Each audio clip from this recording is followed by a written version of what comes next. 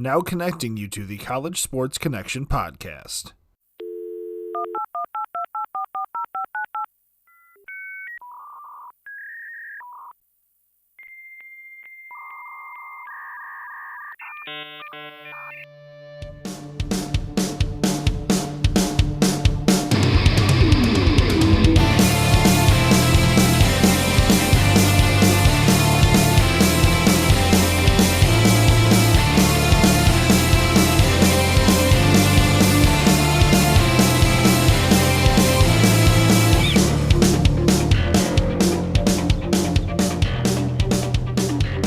Everybody, welcome back to the College Sports Connection podcast. I'm your host, Alex the Captain.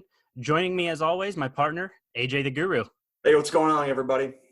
AJ, I'm going to let you take the reins on this one. You kind of got a special show planned for us this week. Yes, I we rebranded a couple of weeks ago and trying to figure out what we want to do. I'm going to reach out to a good friend of mine.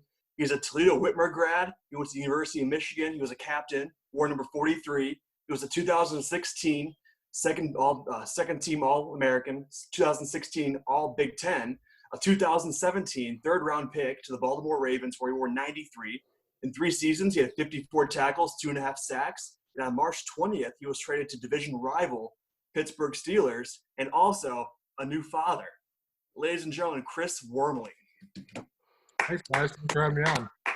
Chris, we appreciate you, man. Absolutely. First off, I got to say congratulations, new father. It's awesome. Mm-hmm. Yeah, little spade Wormley just turned 4 months on Sunday, so the wife and I are enjoying parenthood and trying to figure this all out through quarantine. Sure. I mean, it's a perfect time to do it, right? You're home. Oh, yeah. It's like a blessing in disguise, really, when you kind of have to look for the silver lining or the bright spots and all this. And I think spending as much time as I have with my family's been sure. For sure. Everybody's staying healthy, though? Everybody's good? Yeah, no, everyone's great. She just had a little checkup today, and she's healthy as can be. So we're super excited to be parents. Good deal. Well, hey, before we get into anything too deep, I want you to promote what you've got going on Instagram right now, your Muscle and Mind Fit Challenge. Yeah. Everybody follow Chris on Instagram and have him explain that. Yeah, so a child psychologist out of Charlotte, North Carolina, named Kelly Kiger, who's also a Whitmer grad, reached out to me about 2 weeks ago, and she was saying that the kids that she worked with are really struggling with this quarantine and are trying to find ways to, stay fit.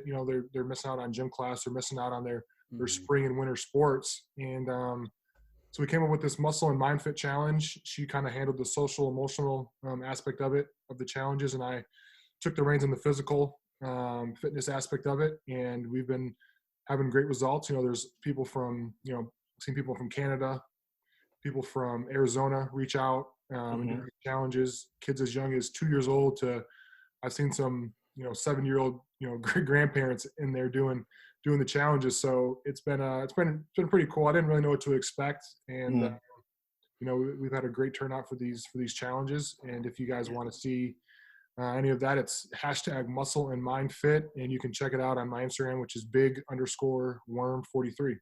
Sure. I did it the first day. It was awesome. It's one of those perks of having a 2-letter name. It's great. But then I skipped the TikTok. I don't have TikTok. I don't know how any of that works. Well, younger kids do that one. Oh, good. Yeah, but, it was definitely, the TikTok was definitely geared towards the high school kids and the younger generation for sure. Now, I'm all about watching TikTok videos because I have so much time on my hands. Some of the things these kids are doing are incredible. Yeah, they're little Martin Scorsese's with the directing. Right, and it can't be hard because these young kids are doing it, so it can't be hard to figure. Well, you think it'd be easy, and then you try and do it yourself, and it literally took me 30 takes to do one 9-second video. So right, that's brutal. Well, hey, I'm gonna let Alex take over here. He's a huge fan of yours. I'm gonna let him kind of take the reins here. I know he has a dozen questions for you, and so Alex, you take it away, man. Yeah, absolutely. No, Chris, again, thank you so much for joining us. Like I said, we definitely appreciate it. We're pretty excited about this.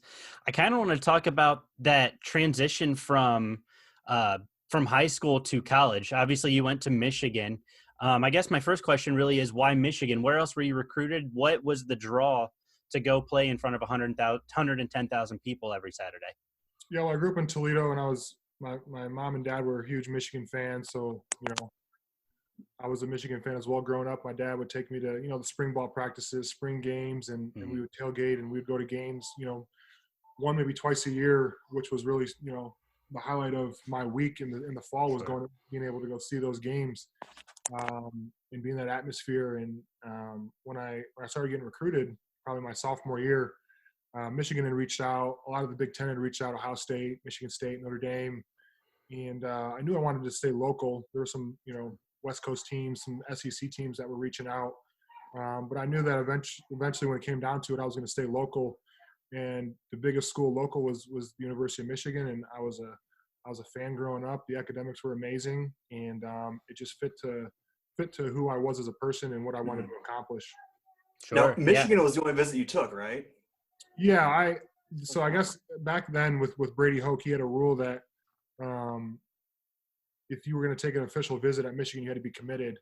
And I knew that I wanted to be there. I had taken a couple visits to Michigan State. I was at Notre Dame, and I took a couple trips with Kenny Hayes and Nigel Hayes to Ohio State to a few games, basketball games, football games. But once I committed to Michigan, that was kind of it, and that was the only official visit I took. That's incredible. Yeah, I mean, Brady Hoke, I got to see Brady Hoke as a fan on TV every Saturday. What was Brady Hoke, the coach, like? I mean, obviously we see something completely different than what you guys see behind closed doors. Could you kind of touch on what, like, even not his coaching style, but just like who he was as a person? Like, he seemed to really care about his players. Yeah, I just had another interview with Nick Baumgartner, who was I'm sure you probably know Nick, and we had talked about was with Brady is obviously his coaching career didn't pan out as what we wanted it to be at Michigan, but sure. Always at San Diego State. He's the head coach there, and he's doing great things. And just him as a person, he was like a father figure to a lot of us. He was a D-line coach, so he worked with us a lot. And I know a lot of the guys on the D-line thought of him as a father. A lot of guys were out of state and lived far away, and he was the type of guy that would have you over at his house, would have us in and treat us to McDonald's in the morning to watch film on Thursdays. Sure. He was just the type of guy that cared about you more than just the football player. Obviously, he cared about school, but he wanted to know what your family was like, how they're doing in your personal life, which meant a lot to us. Yeah, of course, he's a Ball State guy, and I was in a golf outing with him one year, maybe 2013, 2014. And in 2013, he had paid for a bus trip for 200 Ball State students to go to the game in Northern Illinois.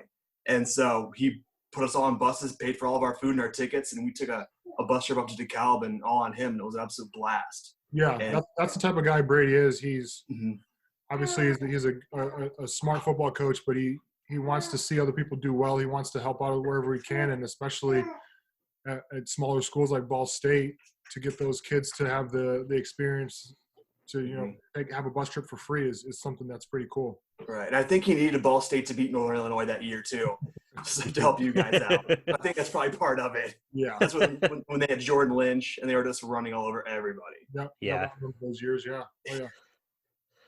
Oh, yeah. You're talking about Brady being that stand-up guy. Obviously, you mentioned him going back to San Diego State and stuff. I kind of want to shift gears a little bit to another Brady that you've actually gotten to have come to Michigan and speak, Tom Brady. What was that like being in the same room as him? Now you've played against him, but what was that like being in the same room as him, looking up at him like, man, this guy's in the NFL, look at all he's accomplished, and then getting to play against him just a couple years later? What was that like for you? Yeah, so he came and spoke to us the year he got suspended. I think it was for a Deflategate maybe. Yeah. That was the year he was a captain, honorary captain. He came and spoke to us, I think my second year at Michigan or third year. Okay. And then he came back. And, well, the meeting that he had with us was great. He talked about being a captain, how it was his greatest accomplishment, and he had already won, I think, 4 or 5 rings at the time. Yeah. His greatest sport accomplishment was being a captain at Michigan. So that was pretty cool. And then he came and was an honorary captain in 2016, my last year, and I was a captain. So I got to talk to him before the game, and that was a pretty cool moment. I was kind of starstruck, which was kind of weird because like this guy's playing football. That's all he does is play football. But obviously, he's a celebrity. He has a supermodel wife. He's done all these great things. So it was cool to be able to talk to him a little bit beforehand and get to walk out on the field as captains together. And then playing him this past season, you have to kind of put your work hat on, I guess, and kind of block out that this guy is, I guess kind of like an idol to you. You looked up to him. This guy is the greatest to ever play, and he has all these accomplishments, and that's where you want to be. But when you play him, you kind of have to think otherwise and try and sure. Right. and it has to be pretty cool to say you're both Michigan men. Like you have that in common. Yeah. Like that's a small fraternity of people, and you two both have that in common. Yeah, it's always. I mean, I think that's what the biggest difference between like college and the pros is that like when you play in college, like you don't. Those guys you're with every week, like the Ohio State. Like say we're playing Ohio State, like we hate those guys. And now when I was with the Ravens and we played Baltimore, like I knew some guys on the team. Like I don't hate those guys. I just want to beat them. I want to win the game. So I think obviously in the NFL, there's a lot more, trades and cuts and people going to different teams and signing free agencies and things like that. So it's a lot more fluid than it is in college. So the relationships are a little different, which I think is something that I've learned over the last couple of years for sure. Sure. And I assume you didn't turn ESPN on last night. You know what? We got a big group chat with some Michigan guys, and we were talking back and forth. And I had seen it on Twitter. Barstool, Barstool was like, "Would you rather watch the 2016 game again or eat glass?" I said, "Eat glass every damn time." Just those memories are not pleasant for sure. Sure. Well, it's funny because I was talking to my dad earlier, and I was telling him we were doing this, and he watched it last night, and he goes, "I heard Chris's name half dozen times at least." And so, I mean, you played well. Yeah. Had a good game, but it's one of those games. I'm sure you just good, bad, or indifferent. It's still a memory that you're gonna cherish forever. I'm sure being a part of it. That was probably the most fun game I've ever played in. Just because the back and forth, it's the biggest rivalry in all of sport, I think, and just that level of competition. What was riding on that game? I had a blast playing in it. Sure, and it was just a fall day too. Like it was just perfect fall. Everything you expect that game to be, it was. Sure. Because I remember I went to the game in what was the game of the century? What was that? 06? Yeah, the one in like because it was a night game, and it was a fall night. And it was perfect. Yeah. And then I was there in 13. Came down to Devin Gardner, the 2-point conversion, and that was a cold fall day. It was just the ideal situation for that game, and there's nothing like it, in my opinion. I've been to games all over the country, been to so many different ones, and there's just nothing that compares to it. I can only imagine being a player what it feels like as well. Yeah, it's one of those experiences that you'll never forget, and it's a very cool experience. Sure. So I know Alex had questions about hardball now too. Yeah, Which one? Right. Yeah. Sure. So obviously you were recruited by Brady Hoke. You played under Brady Hoke. What was that transition when you guys heard that Brady Hoke was being let go by the university? What was that transition to Jim Harbaugh? What was kind of the thoughts of the team? Obviously, the public was pretty excited. But what were kind of your guys' thoughts as players when you first met him, the first practices? Kind of walk us through that a little bit. Yeah, so I think after that 5-7 season, we knew that Brady was gone. And there were a lot of guys that – and I was sad to see him go. Just like I talked about earlier, just the type of relationship that he had with his players. Obviously, what he did coaching-wise didn't work out, but we still loved him as a man and what he did for us. Obviously, recruiting us, he recruited a lot of big-time recruits to come to Michigan after those even worse Rich Rod years. So I think, it was that transition. We knew that we were going to get a new coach. We knew that I think it was between Les Miles and Jim, and obviously it was Jim, and we were excited. And then we get to spring ball, and it's 4-hour full padded practices. And we're like, we did not sign up for this at all. Like, this is not what we wanted. Like, where's Brady at? But obviously it worked out for us. We went 10-3 our first year with him and won the Citrus Bowl, and then went back that following year and went 10-3 and went to the Orange Bowl. So I credit him for a lot of our success. Obviously, we had a lot of older guys that stepped up and stepped up to the challenge of leading the team. Those my last 2 years with Jim. But I give a lot of credit to him for turning the program around in such a short period of time. Sure. Yeah, absolutely. He, it's, as a fan, there's been some heartbreaking things, and I'm sure as a player you experience a lot of those heartbreaking things, but it's really nice to see that he's got it going the direction I think people want to see. Obviously, struggles against some of the big rivals, but I think it's so cool to see him bringing Michigan football back in a sense. I think that was something a lot of people have really been missing. Yeah, it's definitely bringing him back to relevance is what we all want. We want that conversation, even though if it might not work out at the end of the season. I just think they got to beat Ohio State. Yeah, he's going into his, I think, 6th year now, and if he goes 0-6 against Ohio State, it's gonna be tough. And I know he probably works year round to find little ways to do that. And as a fan and as a former player, that's what we want is for Michigan to beat Ohio State. Sorry, AJ, but that's what we want. Hey, out of respect for you, I didn't wear any Ohio State stuff today or Brown stuff. So out of respect. You can wear Brown stuff all you want. I don't care about that. They have their own struggles, man. Right, they need all the support they can get. But no, obviously Jim's done a great job. And there's just that, I guess for right now, there's just that little asterisk of not being Ohio State, not getting to the Big Ten championship, which is what Michigan was all about for so long, Big Ten championships. Now, do you buy into what kind of people say is Michigan doesn't take it as serious as Ohio State? Do you looking from the outside in now? Do you see that, or do they still take it as serious as they always have? Well, I think they take it as seriously, but it all comes down to wins and losses. You could say, I could take a test seriously as the smartest kid in the classroom, but obviously that kid's going to get a better grade. Obviously, they've been the better team over the last close to 20 years now, almost at least 15 years.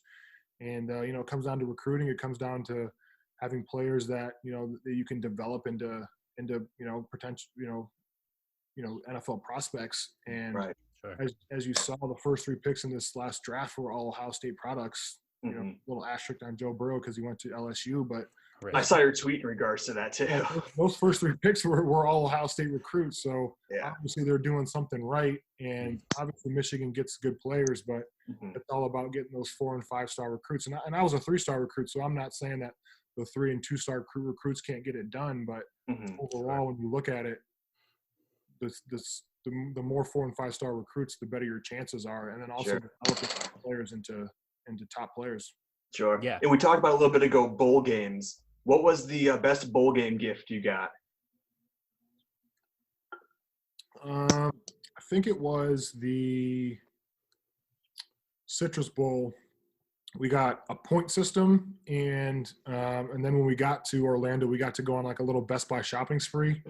So I got an Xbox 360, and then a bunch of just like random like small gadgets, like when drones were huge back in the day, mini drones, maybe like a pair of headphones. But there was some pretty cool stuff. And then my freshman year, we got like $700 in per diem. We just went to the mall and just like spent it all the first 2 days. And then we just ate like Taco Bell every day after practice. Right. I can remember one of your former teammates, one of my high school teammates, Dan Samuelson. I think it was the Buffalo Wild Wings Bowl.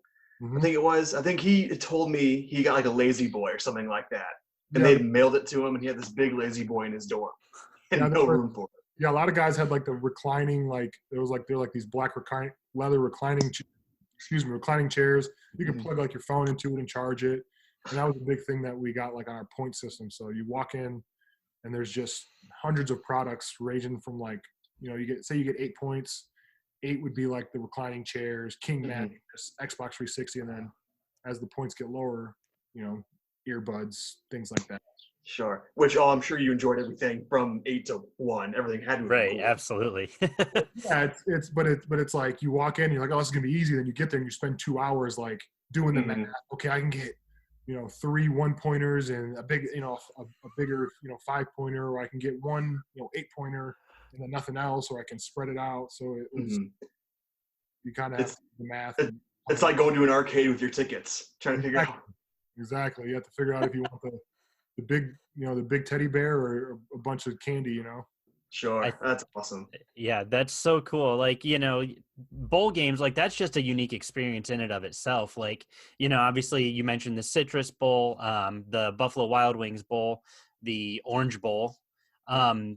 What of those experiences would you say is probably your favorite in terms of where you guys have played, opponents? Obviously getting the bowl game win is nice, but in terms of the atmosphere, what was probably your favorite bowl game atmosphere? I think the week leading up when we were in Tempe, Arizona for the Buffalo Wild Wings Bowl, we stayed at this crazy resort out there, and just the amenities of that place were pretty cool. The bowl game itself wasn't as fun, I guess. I guess the best atmosphere of a bowl game would have been, I guess because we won, was the Citrus Bowl when we blew out Florida.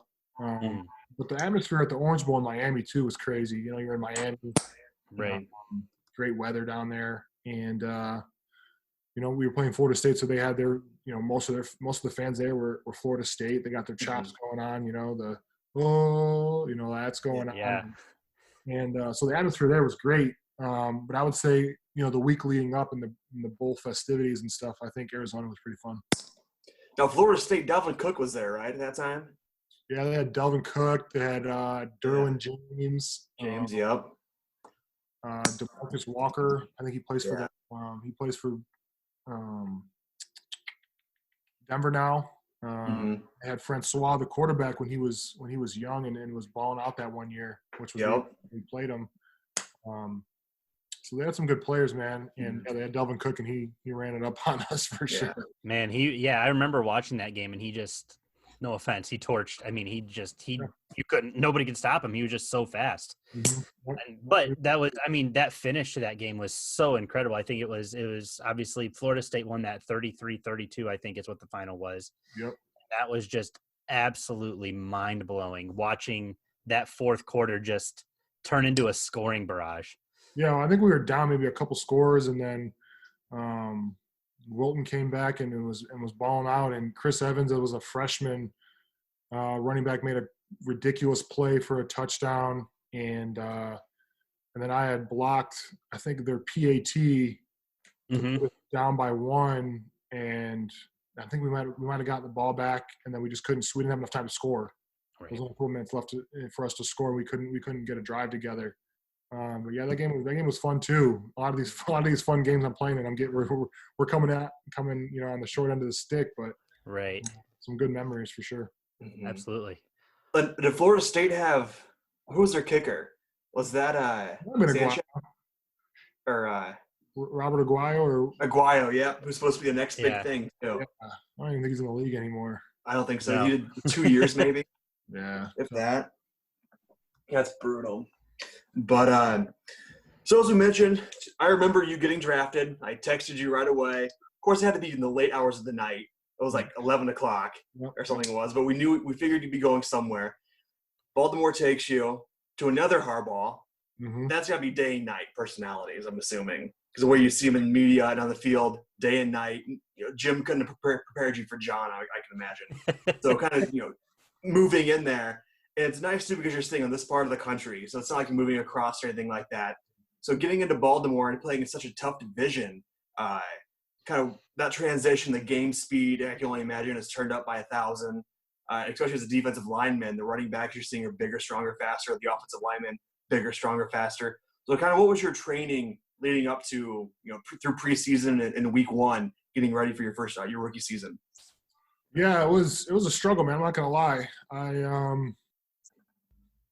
My rookie year was definitely my toughest year so far. I've only been in for 3 years, but that was definitely the biggest transition. I think going from college or high school to college was a lot easier. I mean, obviously I was a little closer. There was more people watching you and kind of babysitting you in college. And camp was tough for me my rookie year, and then I ended up only playing in 7 of the 16 games that we were in. I didn't dress for 9 of them, and that was definitely a humbling experience, definitely a wake-up call to, get my shit together. And, kind of turned around my second and third year. But, yeah, going from one Harbor to another, like you said, personality-wise, John is a little more easygoing, I guess, when it comes to his personality. You can have a conversation about him, and it's not just about football. And obviously, Jim is so into football, and that's all he wants to talk about, which isn't a bad thing. I'm not asking him to be my best friend.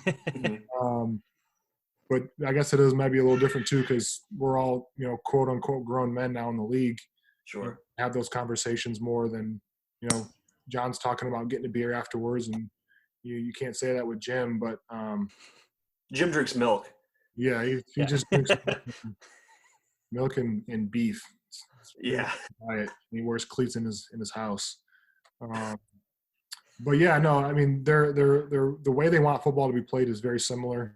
They come from Jack Harbaugh, who was their dad, who was a football college coach. He was a head coach at Western for a while, and had coached at a lot of different places, being one of them. So they're the way they approach the game and the way they want football to be played is very similar. But I think personality-wise, like you guys said, might be night and day.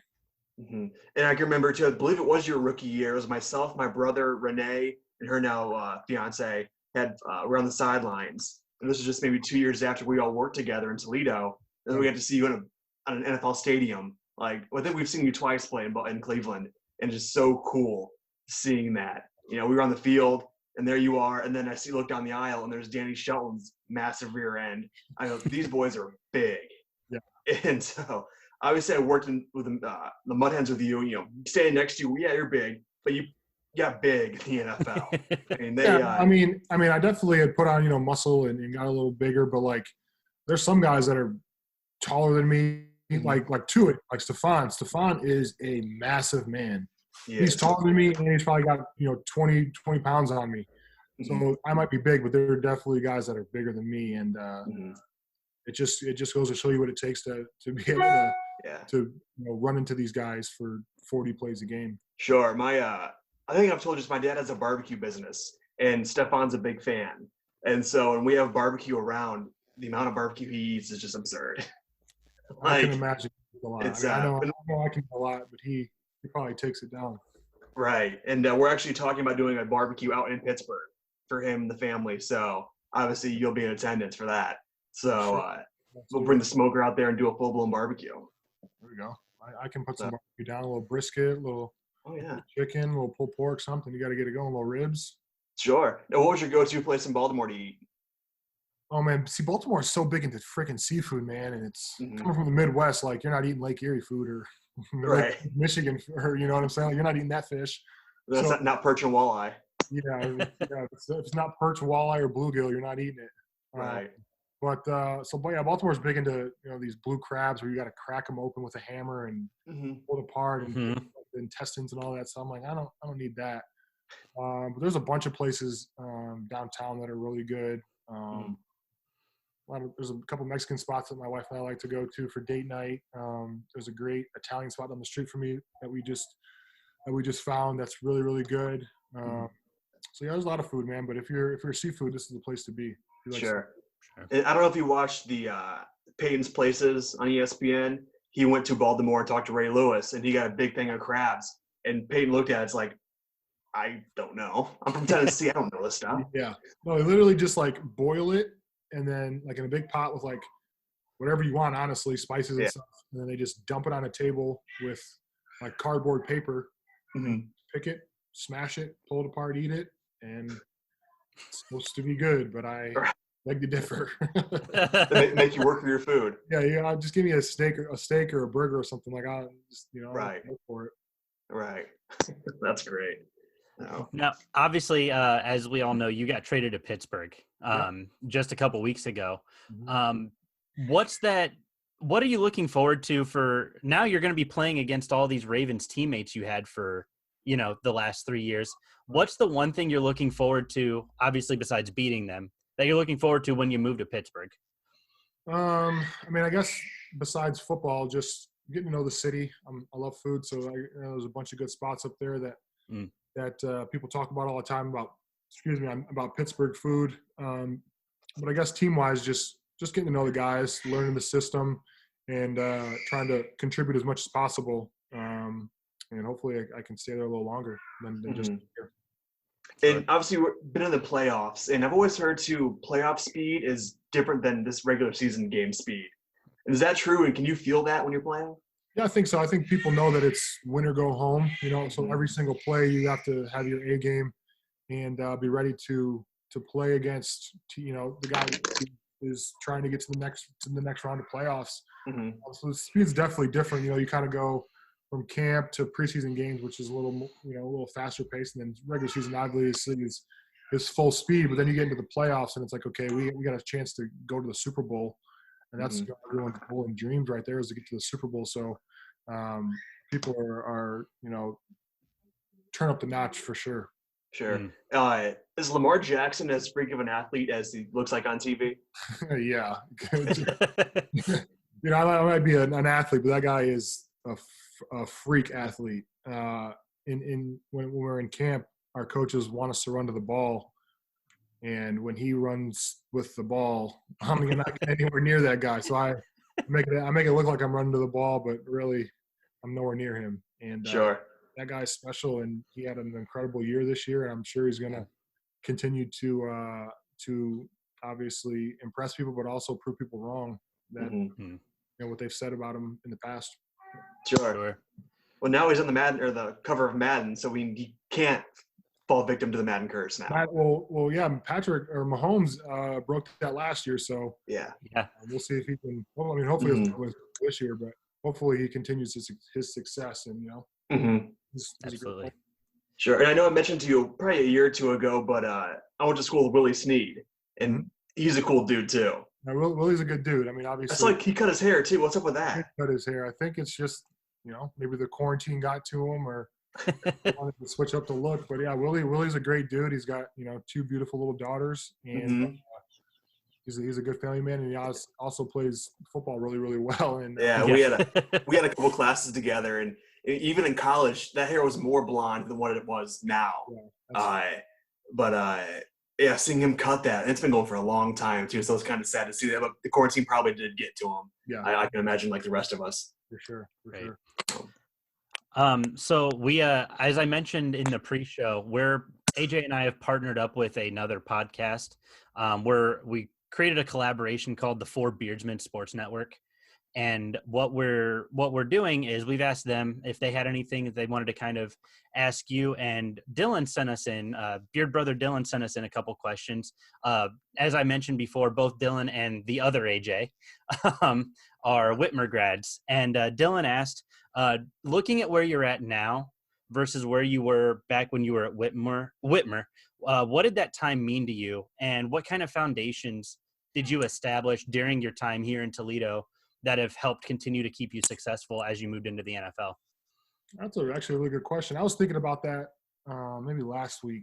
But I just remember going to class, obviously. School started at 7:30, doing all that crap, and then going to either football practice, basketball practice, or track, whatever season it was. And then right from there, going directly to, I don't know if you guys have ever been to JoJo's Pizza.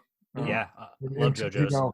I used to work out at the one on Centennial out in Sylvania at where, but I would go right from practice to there from 6 to 10:30 at night, and then come home, do homework, and then do it all again. So I think just that foundation of getting up early and then going through school, obviously doing what I had to do, but just putting in the work every day to accomplish my goals, I think is something that Toledo and Whitmer in general has prepared me. Obviously, teachers and the coaches did a phenomenal job, but then a lot of my family still lives in Toledo, so I had that support system. My wife, who was my girlfriend at the time, at Whitmer, was a great support system too. So I think all of that, I owe a lot to Toledo and Whitmer for my success now.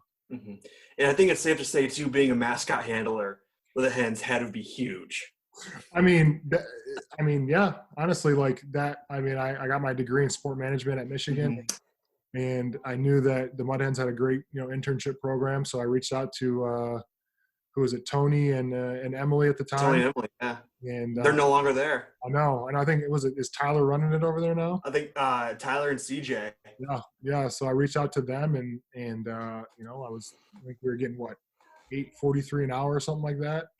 Something like that, yeah. And sweating our butts off in the middle of Toledo humid weather in the summers, and learned a lot from there. You know, obviously the marketing and all that stuff, and how to handle a mascot is a big part of my life now. So sure, that was so much. We had Renee and I are still really close to Hannah, and we talk about that summer all the time. We had so much fun. Just from like the days that we would work to picking up the scraps after, you know, the fireworks, you know, we'd have to go to the field. Oh man. Little cardboard pieces from the fireworks to the lingerie football. Oh, God. Football game. That was we could do a whole podcast on that game. That was absurd. You and I were on TV for that one. Yeah. Well, a lot of good memories working with the Mud Hens, and yeah, I mean, I love going back to the games, and I threw out the first pitch right after, or it might have been before I got drafted. I remember that. 2017. Threw out the first pitch for the opening game, which was really fun. And but yeah, it's always fun to go to either Toledo Mud Hens games or the Walleye games. Sure. Going back there and pounding a few of those tall boy beers and sure. Usually kicking it with the boys. I was cleaning out a box the other day, and I came across an Applebee's flying baseball.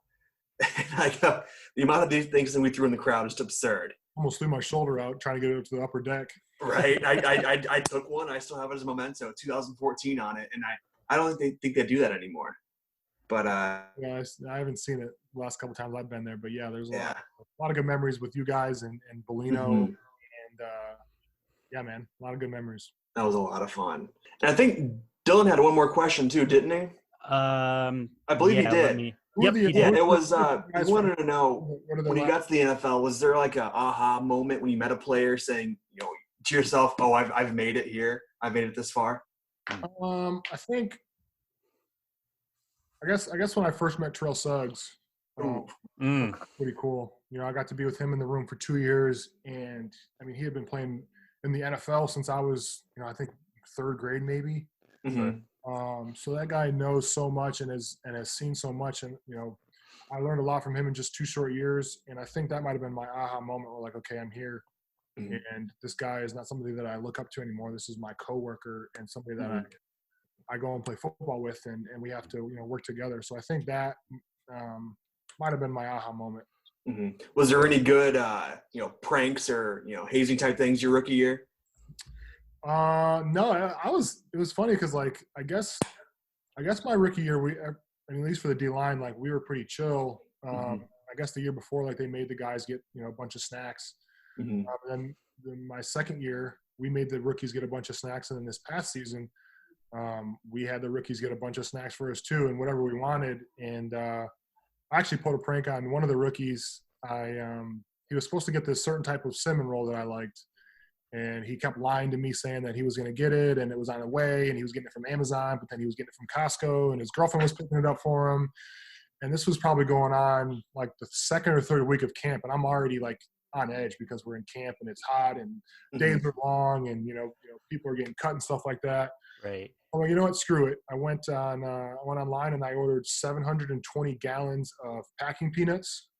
It came in these big garbage bags, and I took them and I just dumped them in his car. He had a big Silverado truck, so I put it in the bed of his truck, and then in his front and back seat, covered his whole entire car up with packing peanuts, and then waited to see his reaction, and it was pretty fun. That's fantastic. With the Ravens, did any former Ravens players come in? You know, the Ray Lewises, you know, the quarterbacks from back then speak, and kind of what'd you take away from some of those guys? Yeah, Ray comes in a lot. He was probably in 4 or 5 times a year when speaks with his time, and every time that man speaks, it's always something, you know, super passionate and something. It's probably like church, isn't it? Yeah, I mean, definitely. You feel like there's a pastor in front of you, and you know, he's the greatest linebacker to ever play, and he's done it all. So when he speaks, people listen, and it's usually a pretty good message. Ed Reed's been back a bunch of times as well. Coach Brian Billick's come back a bunch. I think he does our radio maybe, or our local broadcasting for the games. Yeah, a bunch of players come back, and you know, they usually come with their families and little kids. So it's fun to see them come back and you know, watch us practice when they were just doing it, you know, not too long ago. Sure. During this quarantine, I've found on YouTube the Ravens Hard Knocks from like '02 or whatever that was. Yeah, I've seen clips of that. It's ridiculous with like Shannon Sharp. Yeah, and Saragusa. Saragusa, yeah, those guys. I think Gusa would be an awesome dude to go have a beer with and just pick his brain. Dude's he's got knowledge and stories. There's definitely types of guys where you're like, okay, like this dude can pound some beers, but I definitely just want to have one with him and see, talk about his life and what he's been through and the stories that he has. Because because it's so interesting too. You don't think of him as a Indianapolis Colt either. Right. Like he was there, but he all of his glory years were in Baltimore. So but watching that and those guys, I think he lost tight ends in that portable one night, and just the things those guys would do. Of course, when they got to that status, being so in the league for so long, Yeah, you can't really tell them what to do. So. Right. I think Sharp was like 16 years in at that point. Wow. Same thing with Goose. Yeah. So they got to figure out a way to get through camp because it just looks like it's brutal. Yeah, camp is. I mean, obviously, it's important because you have to, get the body ready to play games and get the gel of the team and the chemistry of the team. But it's definitely the low point of the season for sure. Sure. Now, having been a rookie and going into your fourth year, do you kind of pick out a rookie and kind of walk him through the steps, walk him through the process, kind of take him under your wing? Yeah, it depends on how many rookies are in the D-line room, but we have a player development guy that kind of coordinates that and kind of says, hey, will you take this guy under your wing? And so there's been a couple guys where I haven't had one, that's specifically for me, but there's a lot of guys that reach out and, I like to think of myself as a pretty level-headed guy. So they ask some questions and try and pick my brain a little bit about not just football, but also, what to do in the league and how to, carry yourself and how not to, get in trouble and stay, pretty level-headed. Sure. What did you think of the draft this year, the setup? I mean, I definitely watched it way more than I would have if I was on TV, I think. Obviously, the first round still takes 5 hours, which is insane. But it makes sense. People got to make trades and stuff, and they're putting their franchise on this one player. Sure. But it was entertaining, I like to see the progression of Goodell after, he started off in the suit, went to like the sweater vest type thing, and then by the end, I think just in like a polo or something. Hopefully he had a few drinks, Hopefully right.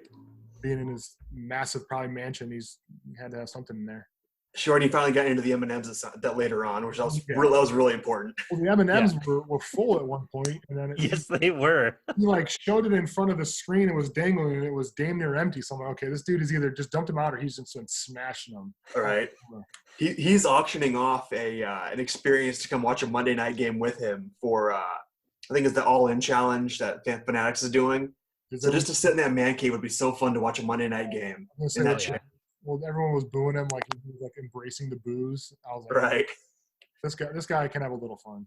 Sure, and it's so funny. So you talk about the first round being so long. I couldn't imagine what it would have been like in Vegas, getting these guys on a boat, taking them to the stage. It would have been 10 hours. Yeah, especially if your team is like one of the last picks of the draft. It's like you might just take a nap and then wake up at 2:00 in the morning and be like, all right, let's go.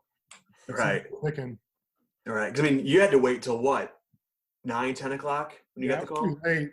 So I think the draft started that Friday, the day 2 at like 6 maybe. And it was probably 9:30 before I got the call. Yeah. So you can't go to sleep after that. So what happened was I was in Ann Arbor and I got the call.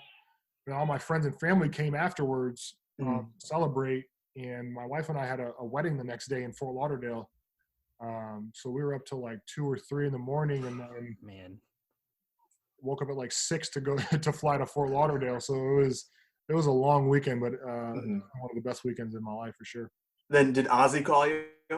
Yeah, Ozzie called me, and then obviously John Out's on the call. My D-line coach called, and kind of trickled down, and the media people wanted to talk. So it was frenzy, and you kind of lose sight of like what had happened until you kind of think back and like, all right, this is what happened, and these are people that called, and kind of map out how that night went, because everything was moving so fast once I got that call. And Ozzie probably has to be a super cool dude to talk to, because what he's done as a player and as a front office guy, the things he's done is incredible. The stories he has, I can go on for hours. To go from a Hall of Fame tight end to probably going to be a Hall of Fame GM, when it's all said and done. He's done a lot. and has helped a lot of players succeed. So that guy has a wealth of knowledge and a wealth of stories to pass down to people like me and other guys that are just looking to continue their career as long as possible. And it's so funny too, because like my family being from Ohio as well, my family was season ticket holders for the Browns, so they saw him every Sunday, and so this is stories they see him of playing. My parents have stories and stories for. He's just an incredible guy he was. Yep. Oh yeah. So Alvin's one of the good ones for sure. Absolutely. It seems like he's laid a good foundation for the new regime, with this draft especially. Absolutely. They did pretty well, and I think that Baltimore will be in good hands and be at the top of the division again this year. But Pittsburgh's you guys are gonna you're on the opposite side now. Hopefully not in too good of hands, but I know, right? Yeah, they got a lot of players. They signed some good players, and I think their philosophy right now is win now. They want to win a Super Bowl as soon as possible. Sure. I think before Lamar gets on his second contract, and they're only paying him a rookie deal, which seems to have worked out for the Chiefs. Mahomes is still on his rookie deal, so they can pay other players that they can build around him, give them money before Mahomes gets that $200+ million contract. Right. In a couple years. Yeah, absolutely. Right. Now, transitioning to your new team, do you have a number yet? Tentatively, I think it's 95. 95. Okay. Cool. But that can change, I guess, if a number, gets, someone gets cut or someone gets traded and that I want comes available, then I'll be able to take it but for now it's 95. But 95. I'll keep my options open if some numbers come available.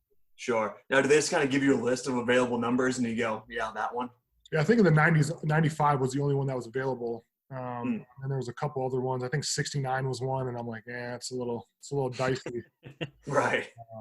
You're in line for some great jokes for that one. Yeah, Absolutely. and I think there was a couple like 70 numbers. I'm like, I'm not a damn O lineman. No. There's a couple 80 numbers where like, okay, I'm not a receiver or a tight end, so I guess 95 will do. I'm not too picky on a number. It's not going to make me get any more sacks or tackles than if I had the number that I had with the Ravens. Sure. Yeah, 95 will do for now. Good deal. And I wish kind of like they had the same rule in the NFL as they do in college. Like you wore 43. 43 looks great on a defensive lineman. Yeah, I wore 43 in college and growing up like Pee Wee football because of Troy Polamalu, who was my favorite player growing up. Obviously, I never played safety, but just the way he played the game, I was a Steelers fan growing up. So it's pretty surreal to be on the team now. But yeah, if I could have stuck with 43 for my pro career, right, it would have been pretty cool. Because I remember I talked to Stefan and he wore 7 at Notre Dame, and I asked him about it. He goes, "It just made me look slimmer." Like that was his reason behind it. And I think and Ben Roethlisberger, wears 7 in Pittsburgh, so I don't think right. I don't think anybody will wear that after him either. Right, exactly. So, not. No. Yeah, AJ, I don't know if you have anything else you want to throw out. Chris, I don't know if you have anything you want to kind of give to us. If it's cool, I'd like to get your Twitter handle so that we can have our followers check you out, see what you got. I think my Twitter handle is Chris_Wormley43. Okay. Instagram is big_worm43. That's where you'll find the Muscle and 9-Foot Challenge. Okay. And all the other cool stuff that I post, I guess. Yeah, cool. A lot of baby posts right now. A lot of old football posts, and Twitter is where I kind of let loose a little bit. Yeah. A lot of hashtag JT with shorts. A lot of those. Yeah, Twitter is definitely where I have a lot more fun than Instagram. Yeah, because it's either about Michigan or food. Those are the two big ones. Right. A lot of food. Yep. So because I got stuck in that thread maybe last week, talking about diners, drive-ins, and dives, and man versus food. Yeah. My phone, we were going off on that. That was so much fun. Yeah. That's got to be a dream job. Yeah, when you get for sure. I mean, I know the one guy that was on the man versus food. Adam Richmond or whatever. Yeah, you have a heart attack like that. I think he had something going on. Yeah. It's a taxing life on your body if you don't take care of it. But I mean, right. I think the episode I was watching a couple days ago was like an 8-pound ice cream sundae. Mm-hmm. I got to be on the toilet for like 3 days after that. If I tried eating that. But no, nothing. Can't even imagine. I can't. I think he went to that deli in Ann Arbor. Was it Zingerman's? Zingerman's, yep. Yeah. I think he went there too. Yeah, there's a bunch of places. Thurman's Cafe down in Columbus. That's a good one he went to. Yeah. It's cool too how those guys go to college campuses, because I think college campuses have some of the best food around. 100%. Oh yeah. Oh. Alex, or I guess AJ too. Who are the other two guys? The Whitmer guys. What are their last names? Dylan Scribner Okay. and AJ Nye. Okay. They're a little bit older than. Well, actually, no. You're what, 26, 27? 26. Yep. So they're just a pinch older than you. Dylan is. AJ's just turned 31, so Okay. he's a little bit older. But yeah, Dylan probably would have crossed paths with you as a freshman or sophomore or something. So he would have been there around the time you were, at least for a year or two. Yeah. Well, tell my son what's up. All right. Yeah, we'll do. Did you have anything else you want to throw out to us? I mean, we're looking forward to seeing you play in Pittsburgh. Definitely be cheering you on. Wishing you the best. Looking forward to seeing what you can do. No, yeah, I'm excited. And AJ, just text me whenever you guys start that Maction thing, and I'll catch you on the Storm. That'd be awesome. It'd be a lot of fun. Yeah. And hopefully, if we get back to baseball this summer, hopefully maybe hit up a Hens game or something if you're in town. Yeah, 100%, man. Appreciate you guys having me. I haven't been to one since I left. Oh, really? Yeah, I've been to. I guess I've been to a couple after I left, and then I threw out the first pitch, and that was the last time I've been. Yeah. So it's been a while. When I was in Muncie, I'd go down to Indianapolis because they play the Indy Indians down there. So it was just a quick drive down there. I had a few friends who worked there, so free tickets. What the heck? And but yeah, and then the Walleye are in the same division as the Fort Wayne Comets. So every time they're in town, I go. Yeah. And Toledo brings so many fans down for that game, only being 90 minutes. Yeah. Half the arena is Toledo fans. It's great. Yeah. Toledo travels well for their. Well, we've got Winterfest coming back this year too. Oh, that'll be fun. Yeah. Did you work that a couple years? No, I didn't. I think I was. I don't know. I had something going on, but I didn't get to work that, which I wish I would have. But I did, and it was quite the experience. They gave us brand new jerseys as a gift. It was so much fun. Yeah. They always have the fun, funky jerseys. Yeah, they did a great job with that, and I think they play Kalamazoo and Cincinnati this year or next winter. So that'll be a lot of fun. So we'll have to get back to that. Yeah, that'll be fun. So, Chris, I appreciate it, man. Thank you so much. We'll stay in touch, and hopefully we can do this again when the season gets going, whenever that may be. Yeah, thanks for having me, guys. Take care. Yeah, you too, thanks Mike. so much, Appreciate Chris. All right, guys, thank you so much for tuning in. AJ, congrats to you for making that happen. You are the man. I bow to you. I got you. There was a lot to learn in that episode, and that was exciting to get him on, to have him talk about some of his experiences. Wow. Yeah. That's all I can say. Yeah, no, super chill. He's always been great to me. Every time I've asked a question or something like that, he's always just been, quick response, never says no. He's a great dude. That's awesome. Yeah, for sure. And he's going to help us out with his buddy Storm, which I'd like to talk about the XFL. Yes, no, absolutely. When he said Storm, I'm like, let's go. Storm Norton, yeah. Yeah, he played for LA, right? I believe so. He just got signed by the Chargers. Chargers, I think. Yeah, so he's staying in LA, so that's cool. Was he in LA or Seattle? I think he was in LA. I think he's been in LA the whole time. Okay. But yeah, no, Storm Norton will be great to have on. We can get him to be our Toledo representative for month of Maction. But yeah, everybody, thank you so much for tuning in. Give us a follow on our Twitter. It's @CollegeSportPod. We're going to be posting this episode, posting more content over the next few weeks. Got a lot of exciting things in the pipeline for you guys. Follow us personally. I just changed my Twitter handle at the joy of everybody else. You can find me at SheerDumbLuck. Mm-hmm. And then you can find AJ at Roughing 55. At Roughing 55. So also, please follow our Beard cousins, the Beard Brothers Fantasy Football Podcast. We mentioned them on the show today. So, yeah, guys, thank you so much for tuning in, and we will see you next week. See ya.